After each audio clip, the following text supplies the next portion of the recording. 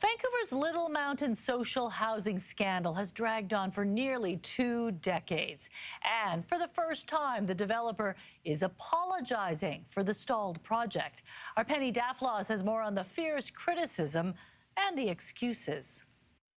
15 acres of prime land steps from Queen Elizabeth Park have sat mostly empty in one of the biggest real estate scandals the city's ever seen. A travesty from the beginning. A long and checkered past. Everything about Little Mountain has been a disaster. I was the holdup.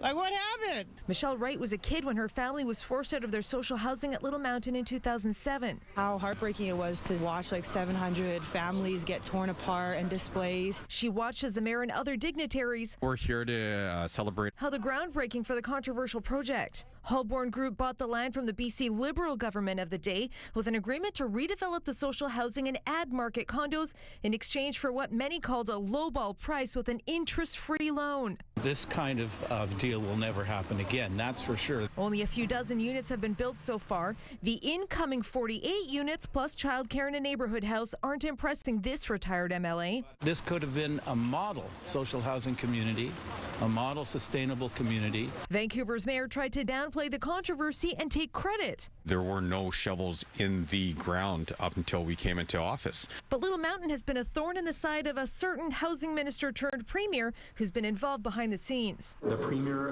last year tried to sit down with Holborn, sit down with the city to encourage them to build this housing faster. Holborn's CEO made a rare public appearance at the event.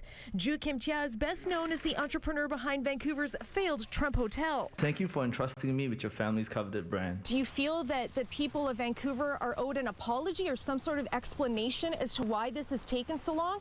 Well, that's a tough one. Okay, obviously, yeah, I feel bad about the whole situation. If it makes it any better, yeah, I would apologize for how it's taken so long. It was never the intention. He committed to an accelerated timeline. Probably end of 2026. Another promise with the land's value growing by the day. People are right to feel skeptical. It's been 17 years. This site has sat empty. Penny Daflaws, CTV News, Vancouver.